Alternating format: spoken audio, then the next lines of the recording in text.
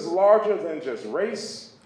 This is about being equitable across all of our work and all of our efforts and all of our practices in our district.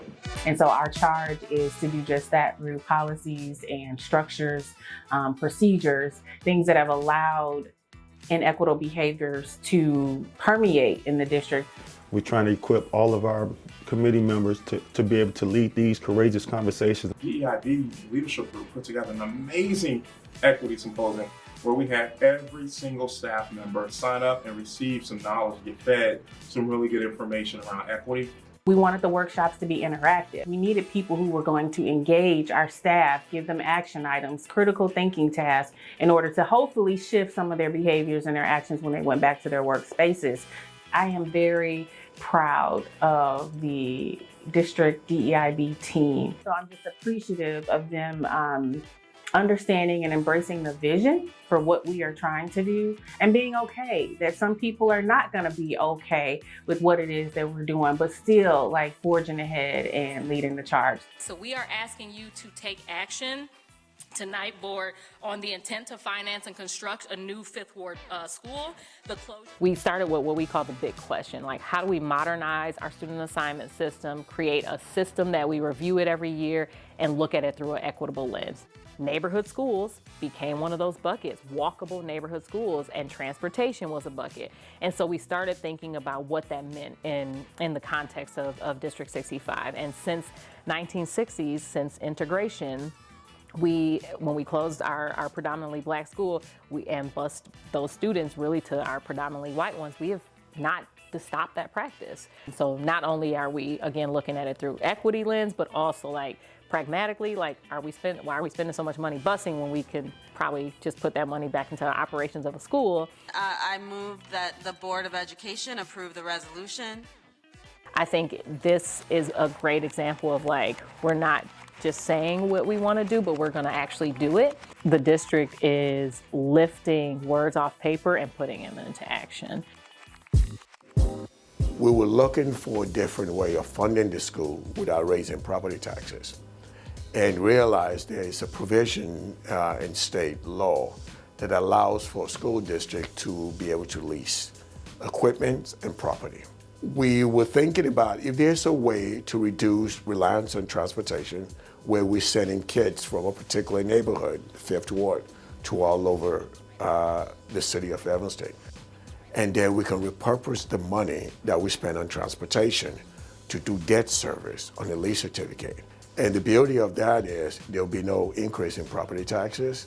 For students, they have the resources necessary to be able to have the best teachers, the supplies, or anything that they need for the school district to function well. They're attending a school district where there's a stable financial future. I joined District 65 as board secretary in 2013, and it's been great being part of the community, being part of the district, and being a parent of the district. She's extremely knowledgeable about policy, board relationships, but most importantly, she understands people. This recognition just, gives me a sense that the work is appreciated. I've been able to learn how the community, the parent group, and the admin come together and resolve issues and make a better community and learning space for students. When I found out that the CREATE residency program was about equity, I really knew that this is where I was going to be. CREATE 65 and PREP 65 are truly the district's response and strategy to ensuring that we create equitable learning experiences for students. Just like everywhere else in the United States, teacher shortage is huge, especially teachers of color. And the board and the superintendent have invested a lot of funds and time to creating a program that brings together the best of coaching practices, the best of teacher preparation. I am lucky enough to learn a lot from great leaders in the district on best practices that I can come in and then model and help and give them feedback so they can become better at their own practice. I love their enthusiasm and their willingness to partake in this residency because it is very intensive and it can be very difficult at times. A lot of people come out of their four-year degree and walk right into a classroom that's their own. I would not be ready to run a classroom without it, so it's definitely prepared me a lot. For me, teaching is so valuable because for me, I'm sowing seeds into these kids.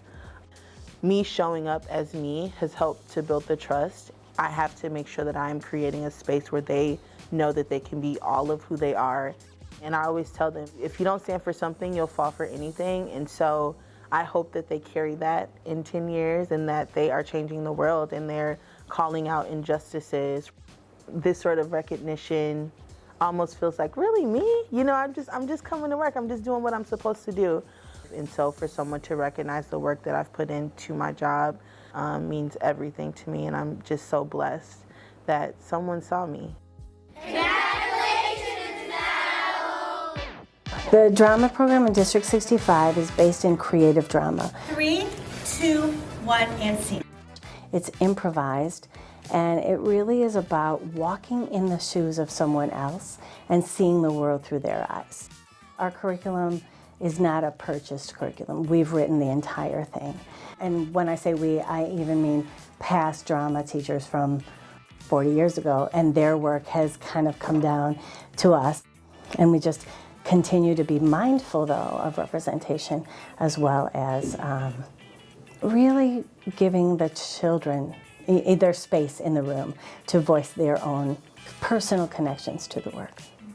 That notion of the collaboration being recognized is so powerful because it really can't be done by one person. We really have a wonderful team. Prior to my arrival here, there was a recognition that work needed to be done to try to create a more cohesive environment within the school for the benefit of the families and the students. The other challenge that had been identified was that students were arriving in kindergarten showing readiness in the literacy assessments at kindergarten at only a rate of about 27% on average. In my first year, a lot of it was just coming in and trying to examine the practices, build up anything where I saw immediate need, develop a strategic plan to meet those challenges. Collectively, over the last 3 years, they've been able to eliminate racial predictability. We know in the culture of K-12, there's the achievement gap is prevalent throughout. And if we are to get this right and change these outcomes for our students, then it starts with early childhood. It's incredibly meaningful to me, and I think the team as well, because people have worked very hard.